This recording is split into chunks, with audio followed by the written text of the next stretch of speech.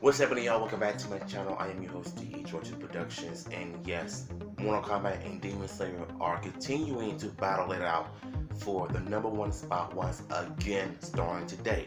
So we all know that Mortal Kombat is going to end up becoming #1, just like it did last weekend, and I'm not going to be surprised when I hear it on Twitter that Mortal Kombat took the #1 spot twice. So it's that crazy, y'all. Mortal Kombat and Demon Slayer continue to duke it out in the second weekend of box office. This one is going to be talking about how both movies earn its credits, because we all know that the Mortal Kombat movie is going to end up being, well, having a sequel because of Johnny Cage and all the other characters. And in my next video, I'm going to be doing on which characters I want to see in the sequel once again. Though the numbers aren't as big as their opening weekends, and an interesting tale continues at the weekend box office during the pandemic, with New Line Cinema's Mortal Kombat and Funimation's Demon Slayer bound for a photo finish of 6.1 million each of their second weekends. Really is too close to call #1 right now. Mortal Kombat has a slight upper hand yesterday with 1.85 million, -80%, and an 8 negative day total of 29.7 million in 3,114 locations, plus 41 from last weekend. The second weekend for the Simon McQuaid's directed pick will be off a steep 74%. Demon Slayer did 1.81 million on its way to a second weekend drop off, -71% at 1,879 venues, plus 281.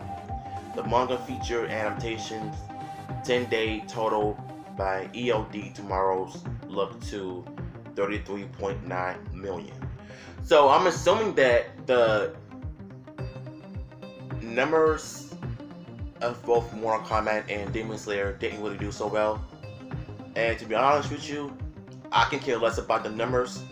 All I care about is being #1 in the box office, because you know I am a huge Mortal Kombat guy, and I've been supportive of this movie since day one, and I knew at some point it's gonna do well in the box office, and I was right. Demon Slayer ended its first week with 27.7 million, while Mortal Kombat grossed 27.85 million in its first 7 days. That said, I heard Demon Slayer beat Mortal Kombat throughout the week on Monday, Tuesday, and Wednesday and Thursday, despite the Midway video game feature reboot winning last weekend with 23.3 million over Japanese IP's 21.1. While Demon Slayer was on IMAX, PLFs, and Dolby screens last Thursday before ceding them to Mortal Kombat last weekend. The Funimation got those bookings back for this weekend's run. Warner Bros. Legendary's Godzilla vs. Kong is in the third place with 730k Friday, -38%, and the fifth weekend of 2.5 million, -41%, with 90.1 million by Sunday. The pick is booked at 2,573 theaters, -103. I haven't really looked at Demon Slayer yet. I might check it out in the future, but I don't think I see myself reacting and reviewing the film, because I'm much of a Mortal Kombat guy. I grew up with the Mortal Kombat franchise, so I'm not really big into anime like I used to be. But if I were to check it out, maybe one day I would. But for now, I just want to see how this franchise continues to grow on its opening box office weekend, because we all know it's going to end up happening. Original article, I will have it in the description below. 9 times out of 10, it's going to end up becoming #1 once again. I'm not really surprised how Mortal Kombat is going to end up being that type of film for the audience who grew up with the franchise. And if it could do it again, it would.